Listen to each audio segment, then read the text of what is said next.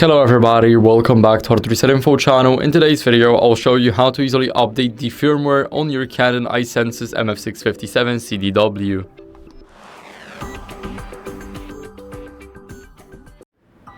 So first, what we want to do is we want to go over to the menu. Now here, go to management settings at the bottom, and here go to the license and other. Here we will have update firmware, and here we can select what do we want to do. So we can select via PC or via internet. So I would do that via internet, even though it might be slow. But as you guys can see, I have the latest version. So basically, do the steps that I did. So go over to update firmware via internet or PC. It is all dependent on you. And here, if your software is up to date just like mine, then you will see this notification. But if not, then you will have to install it. So that's basically it for the video. I hope it was helpful. If it was, then leave a like, subscription, and a comment, and I'll see you in the next one.